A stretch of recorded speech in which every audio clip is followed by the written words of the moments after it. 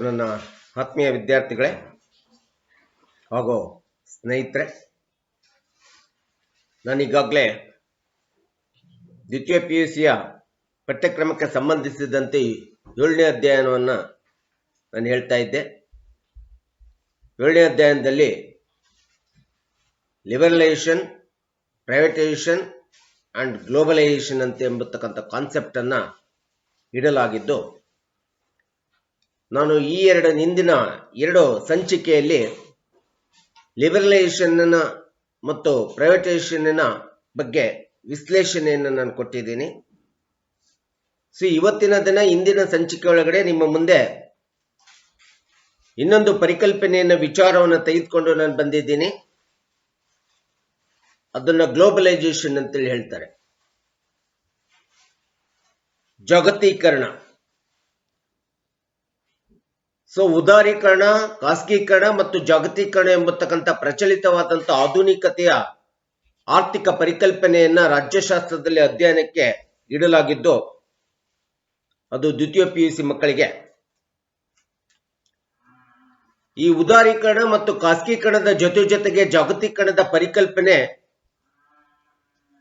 21ನೇ ಶತಮಾನದ ಒಂದು ಆರ್ಥಿಕ ವ್ಯವಸ್ಥೆ ಒಳಗಡೆ ತುಂಬಾ ಪ್ರಚಲಿತವಾದಂತ ಅಂಶ ಅಂತೇಳಿ ನಾವು ಹೇಳಬೇಕಾಗುತ್ತೆ. ತುಂಬಾ ಮಹತ್ವಪೂರ್ಣವಾದಂತ ವಿಚಾರಧಾರೆ ಅಂತೇಳಿ ನಾವು ತಿಳ್ಕೋಬೇಕಾಗಿದೆ. ಈ ಜಾಗತೀಕರಣ ಅಂತಂದ್ರೆ ಜಾಗತೀಕರಣದ ಅರ್ಥ, ಜಾಗತೀಕರಣದಲ್ಲಿ ಇರ್ತಕ್ಕಂಥ ಪ್ರಾಮುಖ್ಯತೆ, ಮಹತ್ವ ಮತ್ತು ಜಾಗತೀಕರಣದಿಂದ ಇವತ್ತಿನ ಅರ್ಥವ್ಯವಸ್ಥೆ ಒಳಗಡೆ ಹೇಗೆ ರಾಜಕೀಯ ಪರಿಣಾಮಗಳು ಬೀರ್ತವೆ, ಯಾವ ರಾಜಕೀಯ ಪರಿಣಾಮಗಳನ್ನ ಜಾಗತೀಕರಣದಿಂದ ನಾವು ಕಾಣಬೇಕಾಗಿದೆ, ಇದೆಲ್ಲದರ ಬಗ್ಗೆ ಸಂಕ್ಷಿಪ್ತವಾದಂತಹ ಒಂದು ವಿವರಣೆ, ವಿಶ್ಲೇಷಣೆಯನ್ನ ನಾನು ನಿಮ್ಮ ಮುಂದೆ ಇಡಲಿಕ್ಕೆ ಇಷ್ಟಪಡ್ತಾ ಇದ್ದೀನಿ. ಮೊಟ್ಟ ಮೊದಲನೇದಾಗಿ ಜಾಗತೀಕರಣದ ಅರ್ಥವನ್ನ ನಾವು ನೋಡ್ತಾ ಹೋದ್ರೆ, ಗ್ಲೋಬಲೈಸೇಷನ್ ಅಂದರೇನು, ಜಾಗತೀಕರಣ ಎಂದರೇನಂತೇಳಿ ಪ್ರಶ್ನೆ ಬಂದಾಗ, ಇಡೀ ಜಗತ್ತಿನ ರಾಷ್ಟ್ರಗಳ ಆರ್ಥಿಕ ವ್ಯವಸ್ಥೆಯನ್ನ, ಆರ್ಥಿಕ ಚಟುವಟಿಕೆಗಳನ್ನ ಒಗ್ಗೂಡಿಸುವಂಥದ್ದು, ಒಂದುಗೂಡಿಸುವಂಥದ್ದು ಅಥವಾ ಏಕಾಗ್ರತೆಯನ್ನು ಗೊಳಿಸತಕ್ಕಂಥದ್ದನ್ನ ನಾವು ಸಹಜವಾಗಿ, ನೈಜವಾಗಿ ನಾವು ಜಾಗತೀಕರಣ ಅಂತೇಳಿ ಕರಿತಾ ಇದ್ದೀವಿ. You know that the globalization, it is in a process of the methods integrating the entire economic activities of the states in the world ಅಂತೇಳಿ ನಾವು ಹೇಳ್ಬೋದು. ಈ ರೀತಿಯಾದಂಥ ಅರ್ಥ ವಿವರಣೆಯನ್ನು ಇವತ್ತು ಜಾಗತೀಕರಣಕ್ಕೆ ನಾವು ಕೊಡ್ತಾ ಇದ್ದೀವಿ. ಅಷ್ಟೇ ಅಲ್ಲದೆ, the policy of the globalization, which it has been increase in the economic activities, integrating the economic activities among the people and as well as the among the international relations of the States ಅಂತೇಳಿ ಸಹ ನಾವು ಹೇಳ್ಬೋದು. ಈ ಒಂದು ಜಾಗತೀಕರಣದಿಂದ ಜನರಲ್ಲಿರ್ತಕ್ಕಂಥ ಆರ್ಥಿಕ ಚಟುವಟಿಕೆಗಳ ಒಂದು ಅಭಿವೃದ್ಧಿ ಕಂಡುಕೊಳ್ಳಿಕ್ಕೆ ಸಾಧ್ಯ ಆಗ್ತದೆ ಮತ್ತು ದೇಶಗಳ ಮಧ್ಯೆ ನಡೀತಕ್ಕಂಥ ಆರ್ಥಿಕ ವ್ಯವಹಾರಗಳು, ಆರ್ಥಿಕ ಚಟುವಟಿಕೆಗಳನ್ನ ಏಕಾಗ್ರತೆಗೊಳಿಸಲಿಕ್ಕೆ, ಒಂದುಗೂಡಿಸಿದಂತ ಪರಿಕಲ್ಪನೆ ಏನಿದೆಯಲ್ಲ, ವಿಚಾರಧಾರೆ ಏನಿದೆಯಲ್ಲ, ಇದನ್ನು ನಾವು ಸಹಜವಾಗಿ, ನೈಜವಾಗಿ ಜಾಗತೀಕರಣ ಅಂತೇಳಿ ನಾವು ಕರಿತಾ ಇದ್ದೀವಿ. ಇಂಥ ಒಂದು ಜಾಗತೀಕರಣವನ್ನ ಜಾರಿಗೊಳಿಸಲಿಕ್ಕೆ ನಮ್ಮ ದೇಶದಲ್ಲಿ ಹಲವಾರು MNC ಕಂಪನಿಗಳು ಬಂದಿದ್ದಾವೆ, ಮಲ್ಟಿ ನ್ಯಾಷನಲ್ ಕಂಪನಿಗಳು ಬಂದಿದ್ದಾವೆ.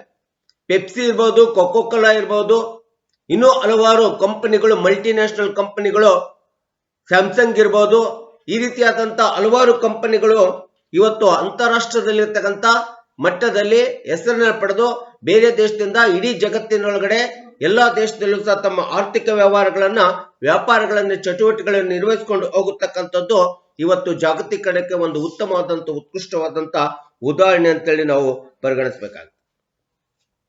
ಈ ಜಾಗತೀಕರಣದಿಂದ ದೇಶಗಳ ಮಧ್ಯೆ, ರಾಷ್ಟ್ರಗಳ ಮಧ್ಯೆ ಮತ್ತು ಜನಗಳ ಮಧ್ಯೆ ಅತಿ ಹೆಚ್ಚಿನವಾದಂತ ಉನ್ನತ ಮಟ್ಟದಲ್ಲಿ ಆರ್ಥಿಕ ಚಟುವಟಿಕೆಗಳನ್ನ ನಿರ್ಮಾಣ ಮಾಡಿ ತೀವ್ರಗತಿಯಲ್ಲಿ ಆರ್ಥಿಕ ಪ್ರಗತಿಯನ್ನ ವ್ಯಕ್ತಿಯಿಂದ ಹಿಡಿದು, ಸಮೂಹದಿಂದ ಹಿಡಿದು ದೇಶ ಅಥವಾ ರಾಷ್ಟ್ರ ಆರ್ಥಿಕ ಪ್ರಗತಿಯನ್ನು ಕಂಡುಕೊಳ್ಳಿಕ್ಕೆ, ವ್ಯವಹಾರವನ್ನ ಮಾಡಲಿಕ್ಕೆ ಪ್ರೋತ್ಸಾಹಿಸತಕ್ಕಂಥದ್ದು, ಮಾರುಕಟ್ಟೆಯನ್ನು ಮಾಡಲಿಕ್ಕೆ ಪ್ರೋತ್ಸಾಹಿಸತಕ್ಕಂಥದ್ದು, ತಮ್ಮದೇ ಆದಂತ ಉತ್ಪಾದನಾ ವಸ್ತುಗಳಿಗೆ ಇಡೀ ಜಗತ್ತಿನಾದ್ಯಂತ ಮಾರುಕಟ್ಟೆಯನ್ನ ಒದಗಿಸಿಕೊಡ್ತಕ್ಕಂಥ ಒಂದು ಪರಿಕಲ್ಪನೆ, ವಿಚಾರಧಾರೆ ಸಹಜವಾಗಿ, ನೈಜವಾಗಿ ನಾವು ಜಾಗತೀಕರಣಕ್ಕೆ ಹೋಲಿಸ್ತಾ ಇದ್ದೀವಿ. ಈ ಜಾಗತೀಕರಣದಿಂದ ರಾಷ್ಟ್ರೀಯ ಮತ್ತು ಅಂತಾರಾಷ್ಟ್ರೀಯ ಮಟ್ಟದಲ್ಲಿ ಮಾರುಕಟ್ಟೆಯ ಏರಿಕೆ ಆಗ್ಲಿಕ್ಕೆ ಸಾಧ್ಯ ಇದೆ. ಮಾರುಕಟ್ಟೆ ಚೆನ್ನಾಗಿ ನಿರ್ಮಾಣ ಆಗ್ಲಿಕ್ಕೆ ಸಾಧ್ಯ ಆಗ್ತದೆ. ರಾಷ್ಟ್ರಗಳ ಮಧ್ಯೆ ಬಂಡವಾಳದ ಹೂಡಿಕೆಗೆ ಜಾಗತೀಕರಣ ಒಂದು ಪೂರಕವಾದಂತಹ ಪರಿಕಲ್ಪನೆ ವಿಚಾರಧಾರ ಆಗಿದೆ. ಅಂತಾರಾಷ್ಟ್ರೀಯ ಮಟ್ಟದಲ್ಲಿ ಈ ಒಂದು ಜಾಗತೀಕರಣದಿಂದ ಅಂತಾರಾಷ್ಟ್ರೀಯ ಮಟ್ಟದಲ್ಲಿ ದೇಶಗಳ ನಡುವೆ ಬಂಡವಾಳವನ್ನು ಹೂಡಿಕೆ ಮಾಡಿ ಆರ್ಥಿಕ ಚಟುವಟಿಕೆಗಳನ್ನು ಕೈಗೊಂಡು ಬಂಡವಾಳಗಳನ್ನು ಹಾಕಿ ತಮ್ಮದೇ ಆದಂತ ರಾಷ್ಟ್ರದ ಆರ್ಥಿಕ ಸ್ವಾವಲಂಬನೆಯನ್ನ ಹೆಚ್ಚಿಸಿಕೊಳ್ಳಿಕ್ಕೆ, ಪ್ರಗತಿಯನ್ನು ಕಂಡುಕೊಳ್ಳಿಕ್ಕೆ ಇವತ್ತು ಜಾಗತೀಕರಣ ತುಂಬಾ ಸಹಕಾರಿ ಆಗ್ತಾ ಇದೆ.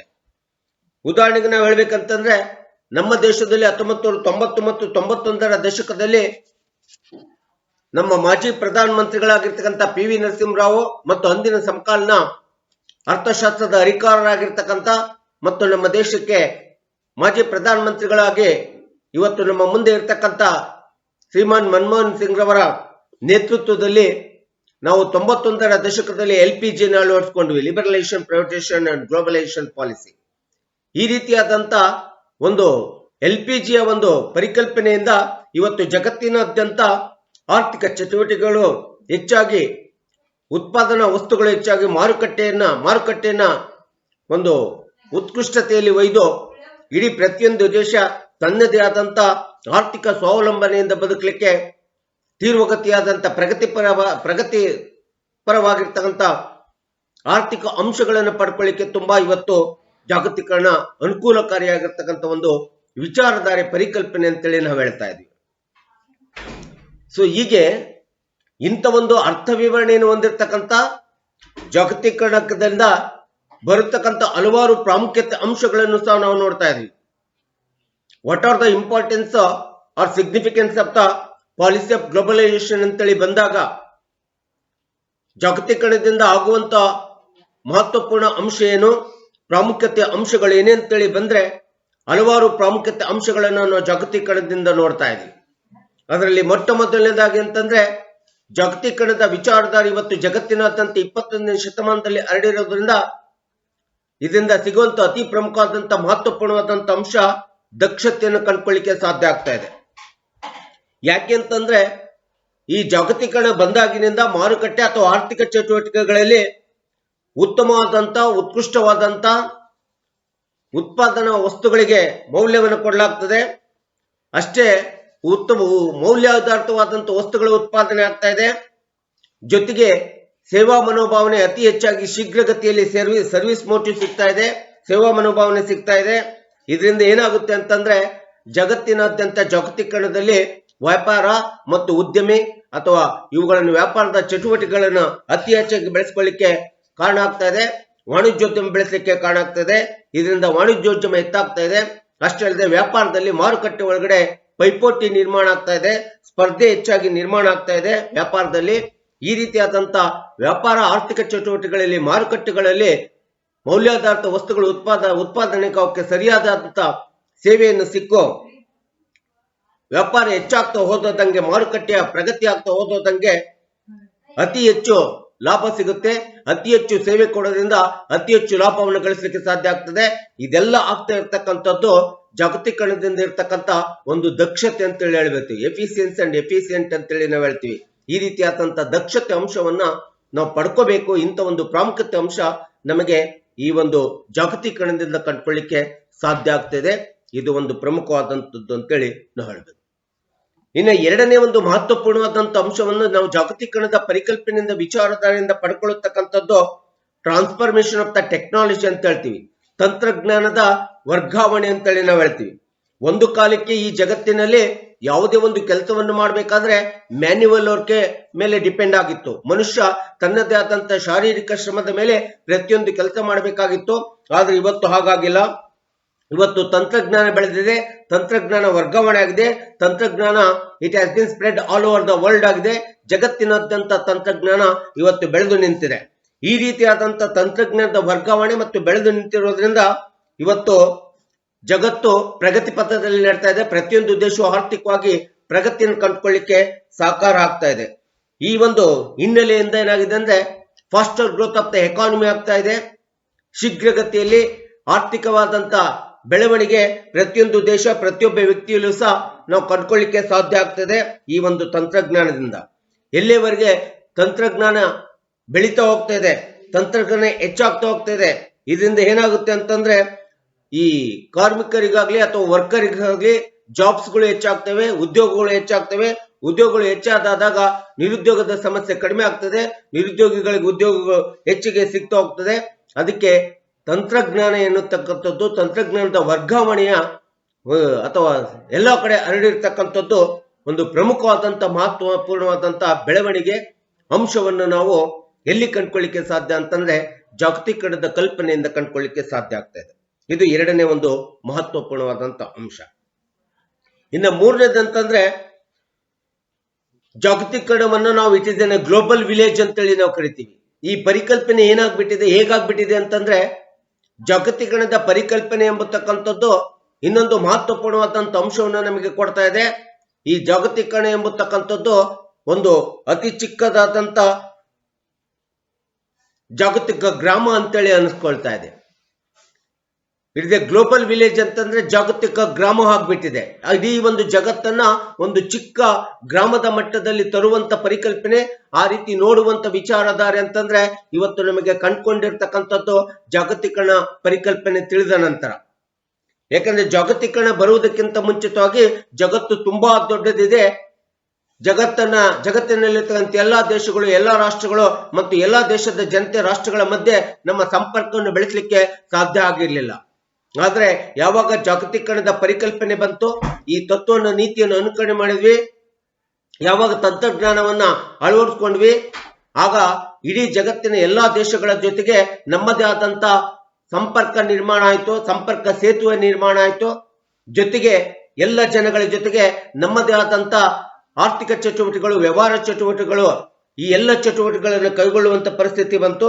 ಯಾಕಂದ್ರೆ ಇಡೀ ಅತಿ ದೊಡ್ಡದಾದಂತ ವಿಶಾಲವಾದಂತ ಜಗತ್ತು ಇವತ್ತು ನಮ್ಮ ಯಾರ ಕೈಯಲ್ಲಿ ಬಂದಿದೆ ಅಂದ್ರೆ ನಮ್ಮ ಅಂಗೈಯಲ್ಲಿಟ್ಟು ನಾವು ಜಗತ್ತನ್ನು ನೋಡುವಂತ ಒಂದು ಪ್ರಾಮುಖ್ಯತೆ ಅಂಶವನ್ನ ನಮಗೆ ಒದಗಿಸಿಕೊಟ್ಟಿರ್ತಕ್ಕಂಥದ್ದು LPG ಒದಗಿಸಿಕೊಟ್ಟಿದೆ, ಅಥವಾ ಗ್ಲೋಬಲೈಸೇಷನ್ ಪಾಲಿಸಿ ಒದಗಿಸಿಕೊಟ್ಟಿದೆ ಅಂತೇಳಿ ನಾವು ನೋಡ್ತಾ ಇದೀವಿ. ಯಾಕಂದ್ರೆ ಇಡೀ ಜಗತ್ತನ್ನ ನಾವು ವಸುದೇವ ಕುಟುಂಬಕಂ ಅಂತೇಳಿ ನಾವು ಹೇಳ್ತೀವಿ. ವಸುದೇವ ಕುಟುಂಬಕಂ ಎಂಬತಕ್ಕಂಥದ್ದು ಇವತ್ತು ನಮಗೆ LPGಲಿಂದ ಕಲಿಬೇಕಾಗಿರ್ಲಿಲ್ಲ, ನಮಗೆ ಮೊದಲೇ ಗೊತ್ತಿತ್ತು ಈ ದೇಶಕ್ಕೆ, ಭಾರತ ದೇಶಕ್ಕೆ. ಆದ್ರೆ ಇವತ್ತು ವಸುದೇವ ಕುಟುಂಬಕ್ಕೆ ಇಡೀ ಜಗತ್ತೇ ಒಂದು ಕುಟುಂಬ ಎಂಬತಕ್ಕಂಥ ರೀತಿಯಲ್ಲಿ, ಇಡೀ ಜಗತ್ತೇ ಒಂದು ಕುಟುಂಬ, ಇಡೀ ಜಗತ್ತೇ ಒಂದು ಗ್ರಾಮ ಎಂಬತಕ್ಕಂಥ ರೀತಿಯಲ್ಲಿ ಇವತ್ತು ನಮಗೆ ಹೇಳ್ಕೊಡ್ತಿರ್ತಕ್ಕಂಥ ಆ ರೀತಿಯಾದಂತ ನೀತಿಯನ್ನ, ವಿಚಾರವನ್ನು ತಿಳಿಸಿಕೊಡ್ತಕ್ಕಂಥ ಒಂದು ಮಹತ್ವಪೂರ್ಣವಾದಂತ ಅಂಶ ಇವತ್ತು ಎಲ್ಲಿ ನೋಡ್ತಾ ಇದೀವಿ ಅಂತಂದ್ರೆ ನಾವು ಜಾಗತೀಕರಣದಿಂದ ನೋಡ್ತಾ ಇದೀವಿ. ಯಾಕಂದ್ರೆ ಈ ಜಾಗತೀಕರಣ ನೀತಿಯಲ್ಲಿ ಯಾವಾಗ ಇಡೀ ಜಗತ್ತೇ ಒಂದು ಗ್ರಾಮ, ಒಂದು ಕುಟುಂಬ ಅಂತೇಳಿ ಬಂತು, ಆಗ ಜನರಲ್ಲಿ ಏನಾಗುತ್ತೆ, ಇಡೀ ಜಗತ್ತಿನ ನಾಗರಿಕರಲ್ಲಿ, ಪ್ರಜೆಗಳಲ್ಲಿ ನಾವೆಲ್ಲರೂ ಒಂದೇ, ನಾವೆಲ್ಲರೂ ನಾಗರಿಕರು, ನಾವೆಲ್ಲರೂ ಮನುಷ್ಯರು, ನಾವೆಲ್ಲರೂ ಪ್ರಜೆಗಳು, ನಾವೆಲ್ಲ ಒಂದಾಗಿ ಬದುಕಬೇಕೆಂಬತಕ್ಕಂಥ ಮನೋಭಾವನೆ ಏನಾಗುತ್ತಲ್ಲ, ಈ ಮನೋಭಾವನೆ ನಿರ್ಮಾಣ ಆಗ್ಲಿಕ್ಕೆ ಮಹತ್ವಪೂರ್ಣವಾಗಿ ಇವತ್ತು ಜಾಗತೀಕರಣ ಕಾರಣ ಆಗ್ತಾ ಇದೆ ಅಂತೇಳಿ ನಾವು ಹೇಳ್ತೀವಿ. ವರ್ಲ್ಡ್ ಇಂಟಿಗ್ರೇಷನ್ ಇರ್ಬೋದು, ನ್ಯಾಷನಲ್ ಇಂಟಿಗ್ರೇಷನ್ ಇರ್ಬೋದು, ಇದೆಲ್ಲದೂ ಸಹ ಸಹಜವಾಗಿ ನಿರ್ಮಾಣ ಆಗ್ತಾ ಇದೆ.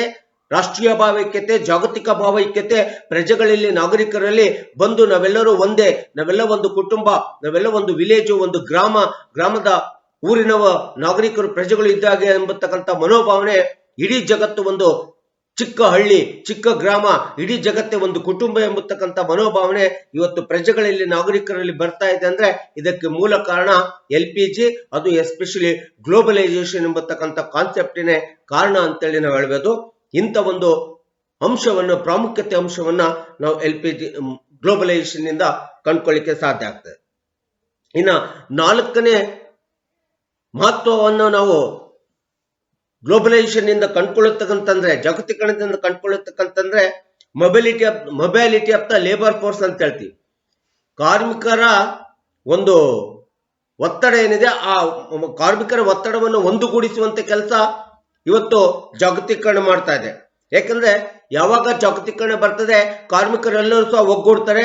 ಎಲ್ಲರೂ ಒಗ್ಗೂಡ್ಬೇಕಿಟ್ಟು ಇಡೀ ಒಂದು ಜಗತ್ತಿನಲ್ಲಿ ತಮಗೆ ಬೇಕಾದಂತ ಉದ್ಯೋಗವನ್ನ, ಕೆಲಸವನ್ನ ಹುಡುಕೊಂಡು ಇಡೀ ಜಗತ್ತಿನಾದ್ಯಂತ ತಾವು ಎಲ್ಲಿ ಬೇಕಾದ್ರೂ ಕೂಡ ಹೋಗಿ ತಮ್ಮ ಕೆಲಸವನ್ನ, ತಮ್ಮ ಕಾರ್ಮಿಕ ವೃತ್ತಿಯನ್ನ ನಿರ್ವಹಣೆ ಮಾಡ್ಕೊಳ್ಳಿಕ್ಕೆ ಸ್ಪಷ್ಟವಾದಂತ ಮುಕ್ತವಾದಂತ ಸ್ವಾಯತ್ತತೆ ಸ್ವತಂತ್ರತೆಯನ್ನ ಇವತ್ತು ಜಗತ್ತಿನ ಪ್ರತಿಯೊಬ್ಬ ಕಾರ್ಮಿಕ ವರ್ಗಕ್ಕೂ ಇದೊಂದು ಪ್ರತಿಯೊಂದು ಕಾರ್ಮಿಕ ಸಂಘಟನೆಗೂ ಮುಕ್ತ ಸ್ವಾಯತ್ತತೆಯನ್ನ ಎಲ್ಲಿ ಬೇಕಾದ್ರೂ ಕೂಡ ಹೋಗಿ ತಮ್ಮ ಕೆಲಸವನ್ನ ಕಾರ್ಯವನ್ನ ತಮ್ಮ ವೃತ್ತಿಯನ್ನ ಕಾರ್ಮಿಕ ವೃತ್ತಿಯನ್ನ ನಿರ್ವಹಣೆ ಮಾಡತಕ್ಕಂತ ಒಂದು ಪ್ರಮುಖವಾದಂತ ಅಂಶವನ್ನ ಇವತ್ತು ಜಾಗತೀಕರಣ ಒದಗಿಸಿಕೊಡ್ತಾ ಇದೆ. ಅದಕ್ಕೆ ಕಾರ್ಮಿಕರನ್ನ ಒಂದುಗೂಡಿಸುವಂತ ಸರಳವಾದಂತ ಸ್ವಭಾವ ಅಂತಂದ್ರೆ ಇವತ್ತು ಜಾಗತೀಕರಣ ಆಗ್ತಾ ಇದೆ. ಜಾಗತೀಕರಣದಿಂದ ಇವತ್ತು ಕಾರ್ಮಿಕರು ಎಲ್ಲರೂ ಸಹ ಎಲ್ಲಿ ಬೇಕಾದ್ರೂ ಒಂದುಗೂಡ್ತಾರೆ, ಎಲ್ಲಿ ಬೇಕಾದ್ರೂ ಏನ್ ಬೇಕಾದ್ರೂ ಕೆಲಸವನ್ನು ನಿರ್ವಹಣೆ ಮಾಡಿಕೊಂಡು ಬದುಕತಕ್ಕಂತ ಅಂಶ ಅವರಿಗೆ ಸ್ವತಂತ್ರತೆ ಸಿಕ್ಕಿದೆ. ಇದು ಒಂದು ಪ್ರಮುಖ ಅಂಶ ಅಂತೇಳಿ ನಾವು ಹೇಳ್ಬೋದು. ಇನ್ನ ಐದನೇದು ಅಂತಂದ್ರೆ ಎಮರ್ಜಿಂಗ್ ದ ಗ್ಲೋಬಲ್ ಕಾಂಪಿಟೇಷನ್ ಅಂತ ಹೇಳ್ತೀವಿ. Through the globalisation which it has been emergence of the global competition among the nation States. ಇವತ್ತು ದೇಶಗಳ ಮಧ್ಯೆ ರಾಷ್ಟ್ರಗಳ ಮಧ್ಯೆ ಒಂದು ಪೈಪೋಟಿಯನ್ನ ವ್ಯಾಪಾರದ ಸ್ಪರ್ಧೆಯನ್ನ ನಿರ್ಮಾಣ ಮಾಡತಕ್ಕಂಥದ್ದು ಇವತ್ತು ಜಾಗತೀಕರಣ ಆಗ್ತಾ ಇದೆ. ಯಾಕೆಂತಂದ್ರೆ ಇದರಿಂದ ಏನಾಗುತ್ತೆ ಅಂದ್ರೆ ಯಾವಾಗ ವ್ಯಾಪಾರದಲ್ಲಿ ಪೈಪೋಟಿ ನಿರ್ಮಾಣ ಆಗುತ್ತೆ, ಸ್ಪರ್ಧೆ ನಿರ್ಮಾಣ ಆಗುತ್ತೆ, ದೇಶಗಳ ಮಧ್ಯೆ ರಾಷ್ಟ್ರಗಳ ಮಧ್ಯೆ ಅಥವಾ ಜಗತ್ತಿನ ಎಲ್ಲಾ ಜನರಲ್ಲಿ ಈ ರೀತಿಯಾದಂತಹ ಸ್ಪರ್ಧೆ ನಿರ್ಮಾಣ ಆದಾಗ ಇದರ ಪರಿಣಾಮ ಏನಾಗುತ್ತೆ ಅಂತಂದ್ರೆ ಇಲ್ಲಿ ತಾಂತ್ರಿಕತೆ, ಕೌಶಲ್ಯತೆ, ತಂತ್ರಜ್ಞಾನ ಮತ್ತು ಅವರ ನೈಪುಣ್ಯತೆ ಇವೆಲ್ಲವೂ ಕೂಡ ಹೆಚ್ಚಾಗ್ತವೆ. ಯಾವಾಗ ತಂತ್ರಜ್ಞಾನ, ನೈಪುಣ್ಯತೆ, ಕೌಶಲ್ಯತೆ ವ್ಯವಹಾರದಲ್ಲಿ ತಂತ್ರಜ್ಞಾನದಲ್ಲಿ ಹೆಚ್ಚಾಗ್ತಾ ಹೋಗ್ತದೆ, ಅದು ಸಹಜವಾಗಿ ಪೈಪೋಟಿಗೆ ಅವಕಾಶ ಮಾಡಿಕೊಡ್ತದೆ, ಜಾಗತಿಕ ಸ್ಪರ್ಧೆಗೆ ಅವಕಾಶ ಮಾಡಿಕೊಡ್ತದೆ. ಜಗತ್ತಿನಲ್ಲಿ ವ್ಯಾಪಾರ ಅಥವಾ ಆರ್ಥಿಕ ಚಟುವಟಿಕೆಗಳಲ್ಲಿ ವ್ಯವಹಾರಗಳಲ್ಲಿ ತನ್ನದೇ ಆದಂತಹ ಸ್ಪರ್ಧೆ, ಆರೋಗ್ಯಕರವಾದಂತಹ ಹೆಲ್ದಿ ಕಾಂಪಿಟೇಷನ್ ಅಂತ ಹೇಳ್ತೀವಿ, ಆರೋಗ್ಯಕರವಾದಂತಹ ಪೈಪೋಟಿಗೆ ಅವಕಾಶ ಮಾಡಿಕೊಟ್ಟಾಗ ಇಂಥ ಅವಕಾಶಗಳು ಅತಿ ಹೆಚ್ಚಿನ ಆರ್ಥಿಕ ಪ್ರಗತಿಯನ್ನು ಕಂಡುಕೊಳ್ಳಿಕ್ಕೆ ವ್ಯಕ್ತಿಲಿಂದ ಹಿಡಿದು ಪ್ರಜೆಗಳಿಂದ ಹಿಡಿದು ದೇಶಗಳ ಮಧ್ಯೆ ಆರ್ಥಿಕ ಪ್ರಗತಿಗೆ ತುಂಬಾ ಅವಕಾಶವನ್ನು ಮಾಡಿಕೊಡ್ತದೆ ಅಂತೇಳಿ ನಾವು ಹೇಳ್ತೀವಿ. ಈ ರೀತಿ ಜಾಗತಿಕ ಮಟ್ಟದಲ್ಲಿ ಪೈಪೋಟಿಯನ್ನು ನಿರ್ಮಾಣ ಮಾಡತಕ್ಕಂಥದ್ದು ಆರ್ಥಿಕತೆ ವ್ಯವಸ್ಥೆ ಒಳಗಡೆ, ವ್ಯಾಪಾರದ ವ್ಯವಸ್ಥೆ ಒಳಗಡೆ ಪೈಪೋಟಿ ನಿರ್ಮಾಣ ಮಾಡುವಂತ ಒಂದು ಮಹತ್ವಪೂರ್ಣವಾದಂತ ಅಂಶ ಜಾಗತೀಕರಣ ಕೊಡ್ತಾ ಇದೆ. ಇನ್ನು ಆರನೇ ಒಂದು ಪ್ರಾಮುಖ್ಯತೆ ಅಂಶ ಅಂತಂದ್ರೆ ವೈಡರ್ ಚಾಯ್ಸ್ ಅಂತಂದ್ರೆ ಹೆಚ್ಚಿನ ಆಯ್ಕೆ. ಒಂದು ಕಾಲಕ್ಕೆ ಜಾಗತೀಕರಣ ಅಥವಾ ಉದಾರೀಕರಣ ಮತ್ತು ಖಾಸಗೀಕರಣ ನೀತಿ ಇಲ್ಲದೆ ಇದ್ದಂತ ಸಂದರ್ಭದಲ್ಲಿ ಯಾವ ದೇಶ ಹೇಗೆ ಮಾರುಕಟ್ಟೆಯನ್ನ ನಿರ್ಮಾಣ ಮಾಡ್ಕೊಂಡಿದೆ, ಹೇಗೆ ಮಾರುಕಟ್ಟೆಯನ್ನು ಬೆಳೆಸ್ತಾ ಇದೆ, ಹೇಗೆ ಮಾರುಕಟ್ಟೆಯಲ್ಲಿ ಉತ್ಪಾದನೆ ಮಾಡ್ತಾ ಇದೆ, ಯಾವ್ಯಾವ ವಸ್ತುಗಳನ್ನು ಉತ್ಪಾದನೆ ಮಾಡ್ತಾ ಇದೆ, ಯಾವ ದೇಶದಲ್ಲಿ ಯಾವ ವಸ್ತು ಉತ್ಪಾದನೆ ಆಗ್ತದೆ, ಅದು ಹೇಗೆ ಮಾರುಕಟ್ಟೆ ಆಗ್ತದೆ, ಅದರ ಬೆಲೆ ಏನು, ಅದರ ಮೌಲ್ಯ ಏನು, ಅದರ ಸೇವೆ ಏನು, ಇದ್ಯಾವುದು ಕೂಡ ನಮಗೆ ಗೊತ್ತಾಗ್ತಿರ್ಲಿಲ್ಲ. ಒಂದು ದೇಶದಲ್ಲಿ ಉತ್ಪಾದನೆ ಆದಂತ ಮಾರುಕಟ್ಟೆ ಎಲ್ಲಿ ಆ ದೇಶದ ಜನರು ಆ ದೇಶದಲ್ಲಿ ಉತ್ಪಾದನೆ ಅಂತ ಮಾರುಕಟ್ಟೆಯ ವಸ್ತುಗಳನ್ನ ತೆಗೆದುಕೊಳ್ಬೇಕಾಗಿತ್ತು. ಬೇರೆ ದೇಶದ ಯಾವುದೇ ಮಾರುಕಟ್ಟೆಯ ವಸ್ತುಗಳನ್ನ ತೆಗೆದುಕೊಳ್ಳುವಂತ ಅವಕಾಶ ಇರಲಿಲ್ಲ. ಆದ್ರೆ ಈಗ LPG ಪರಿಚಯ ಆದ ನಂತರ ಲಿಬರಲೈಸೇಷನ್, ಪ್ರೈವೇಟೈಸೇಷನ್, ಗ್ಲೋಬಲೈಸೇಷನ್ ಕಾನ್ಸೆಪ್ಟ್ ಇಡೀ ಜಗತ್ತಿನಾದ್ಯಂತ ಹಬ್ಬಿದ ನಂತರ ಇವತ್ತು ಯಾವುದೇ ಒಂದು ವಸ್ತುವನ್ನು ಒಂದು ಕಂಪನಿ ಉತ್ಪಾದನೆ ಮಾಡಿದೆ ಅಂದ್ರೆ ಆ ಕಂಪನಿಗೆ ಪೈಪೋಟಿ ಕೊಟ್ಟು ಇನ್ನೂ ನೂರಾರು ವಸ್ತುಗಳು ನಿರ್ಮಾಣ ಆಗ್ತವೆ, ನೂರಾರು ಉತ್ಪಾದನಾ ವಸ್ತುಗಳು ನಿರ್ಮಾಣ ಆಗ್ತವೆ. ಆಗ ಜನಗಳು ತಮ್ಮದೇ ಆದಂತ ವಸ್ತುವನ್ನು ಆಯ್ಕೆ ಮಾಡ್ಕೊಳ್ಳಿಕ್ಕೆ ಬಹಳಷ್ಟು ಅವಕಾಶಗಳು ಸಿಗ್ತವೆ, ಹೆಚ್ಚಿನ ಆಯ್ಕೆ ಸಿಗುತ್ತೆ. ಈ ವಸ್ತು ತನಗೆ ಬೇಕಂದ್ರೆ ತೆಗೆದುಕೋಬಹುದು. ಈ ಪ್ರಾಡಕ್ಟ್ ಸರಿ ಇಲ್ಲ ಅಂತಂದ್ರೆ ಆ ಪ್ರಾಡಕ್ಟ್ ಅನ್ನು ಬಿಟ್ಟು, ಆ ಕಂಪನಿಯನ್ನು ಬಿಟ್ಟು ಇನ್ನೊಂದು ಕಂಪನಿಯ ಪ್ರಾಡಕ್ಟ್ಗೆ, ವಸ್ತುವಿಗೆ ಮಾರು ಹೋಗುವಂತ ಹೆಚ್ಚಿನ ಅವಕಾಶ ವೆರೈಟೀಸ್ ಆಫ್ ದ ಏನ್ ಹೇಳ್ತೀವಿ ಚಾಯ್ಸ್ ಅಂತ ಹೇಳ್ಬೋದು. ಈ ವೆರೈಟೀಸ್ ಆಫ್ ದ ಚಾಯ್ಸ್ ಎಂಬತಕ್ಕಂಥದ್ದು ಇವತ್ತು ಪ್ರಜೆಗಳಿಗೆ, ನಾಗರಿಕರಿಗೆ ಕೊಡ್ತಾ ಇದೆ ಅಂತಂದ್ರೆ ಅದಕ್ಕೆ ಮೂಲ ಕಾರಣ ಜಾಗತೀಕರಣ ಕಾರಣ ಆಗ್ತದೆ ಅಥವಾ LPG ಕಾರಣ ಆಗ್ತದೆ ಅಂತೇಳಿ ನಾವು ಹೇಳ್ಬೋದು. ಇನ್ನ ಕೊನೆಯದಾದಂತ ಮಹತ್ವಪೂರ್ಣವಾದಂತ ಅಂಶ ಅಂತಂದ್ರೆ ನಾವು ಜಾಗತೀಕರಣದಿಂದ ಕಂಡುಕೊಳ್ಳತಕ್ಕಂಥದ್ದು ಗ್ಲೋಬಲ್ ಇಂಟಿಗ್ರೇಷನ್ ಅಂತ ಹೇಳ್ತೀವಿ, ಜಾಗತಿಕ ಭಾವೈಕ್ಯತೆ. ನಾನು ಈಗಾಗಲೇ ಹೇಳಿದ ಪ್ರಕಾರ ವಸುದೇವ ಕುಟುಂಬಕಂ ಎಂಬತಕ್ಕಂತ ಒಂದು ಉಪನಿಷತ್ತು, ನಮ್ಮ ಉಪನಿಷತ್ತಿನಲ್ಲಿ ಏನ್ ಹೇಳಿದ್ದೆ ಇದನ್ನು ನಾವು ಇವತ್ತು LPG ಮೂಲಕ ಕಲಿತಾ ಇದ್ದೀವಿ.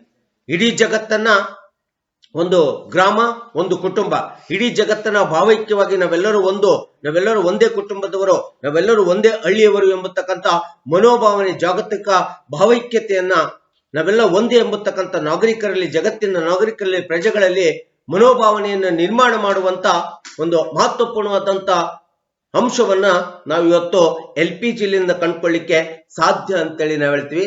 ಈ ರೀತಿಯಾದಂತ ಅತಿ ಪ್ರಮುಖವಾದಂತ 7 ಮಹತ್ವಪೂರ್ಣವಾದಂತ ಅಂಶಗಳು ಇವತ್ತು ಜಾಗತೀಕರಣದಿಂದ ನಮಗೆ ಸಿಗ್ತಾ ಇದ್ದಾವೆ.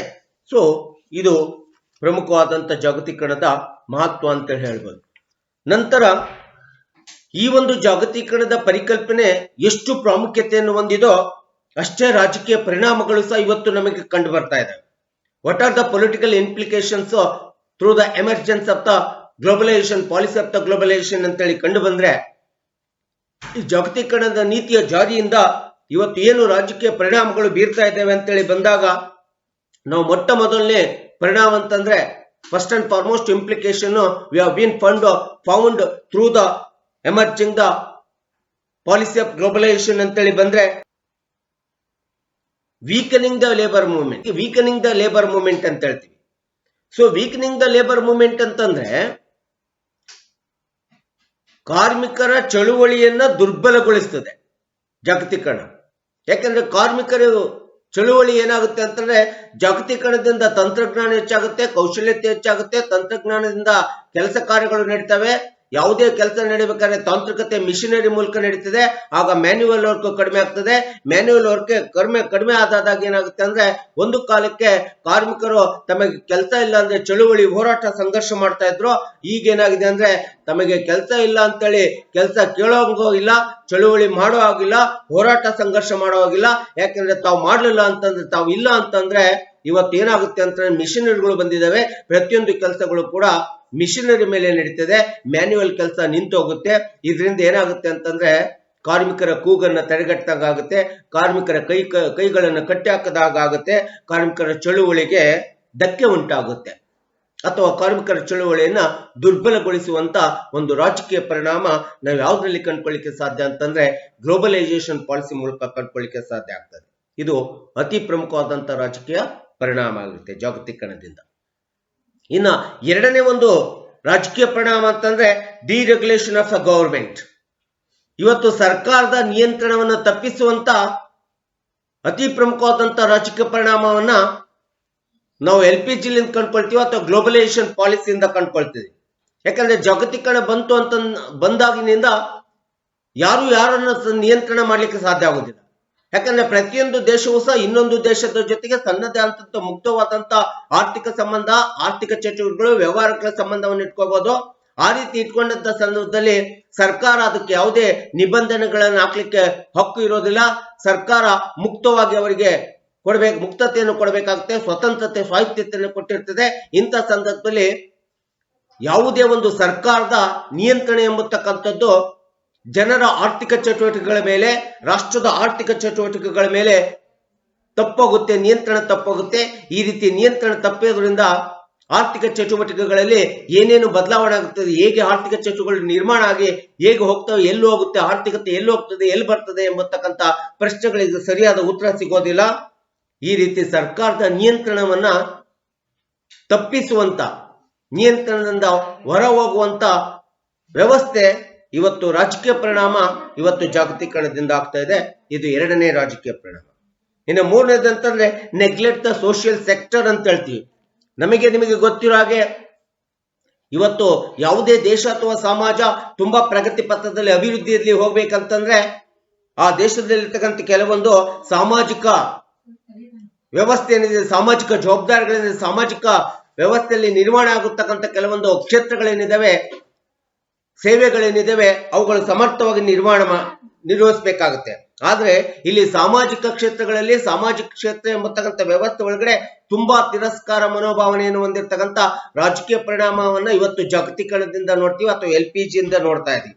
ಉದಾಹರಣೆಗೆ ಸಾಮಾಜಿಕ ಕ್ಷೇತ್ರಗಳು ಸಮಾಜ, ದೇಶ, ಜನತೆ ಅಭಿವೃದ್ಧಿ ಹೊಂದುವಂತ ಅತಿ ಪ್ರಮುಖವಾದಂತ ಜನರ ಜೀವಾಳ, ನಾಗರಿಕತೆ, ಒಂದು ಸಮಾಜದ, ದೇಶದ, ರಾಷ್ಟ್ರದ ಜೀವಾಳವಾಗಿರ್ತಕ್ಕಂಥ ಸಾಮಾಜಿಕ ಕ್ಷೇತ್ರಗಳಾಗಿರ್ತಕ್ಕಂಥ ಶಿಕ್ಷಣ ಇರ್ಬೋದು, ಆರೋಗ್ಯ ಇರ್ಬೋದು, ಬಡತನ ಇರ್ಬೋದು, ಅಥವಾ ರಕ್ಷಣಾ ಇಲಾಖೆ ಇರ್ಬೋದು, ಸೊ ಮಹಿಳೆ ಮತ್ತು ಮಕ್ಕಳ ವ್ಯವಸ್ಥೆ ಇರ್ಬೋದು, ಮಹಿಳೆಯರು ಮತ್ತು ಮಕ್ಕಳ ಸಬಲೀಕರಣ ಇರ್ಬೋದು.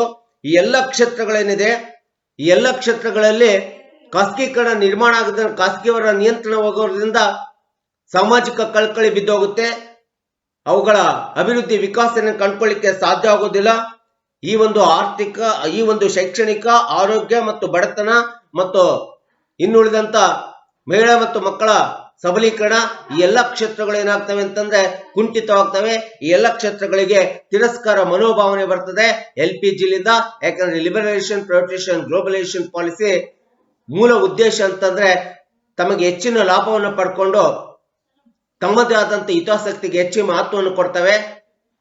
ಈ ಒಂದು LPG ಕಾನ್ಸೆಪ್ಟ್ಸ್ ಯಾವತ್ತೂ ಸಹ ದೇಶದ ಹಿತಾಸಕ್ತಿ, ಸಾಮಾಜಿಕ ಹಿತಾಸಕ್ತಿ, ರಾಷ್ಟ್ರದ ವಿಕಾಸನೆ, ಅಭಿವೃದ್ಧಿಗೆ ಹೆಚ್ಚಿನ ಪ್ರಾಮುಖ್ಯತೆಯನ್ನು ಕೊಡೋದಿಲ್ಲ.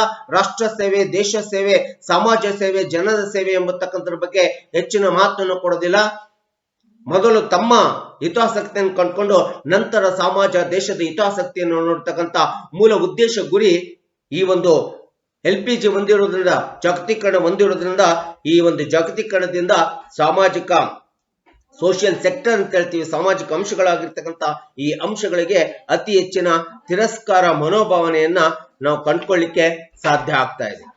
ಸೊ ಈ ರೀತಿಯಾದಂತ ಇನ್ನೂ ಕೆಲವೊಂದು ಅಂಶಗಳನ್ನು ನಾವು ನೋಡ್ತೀವಿ.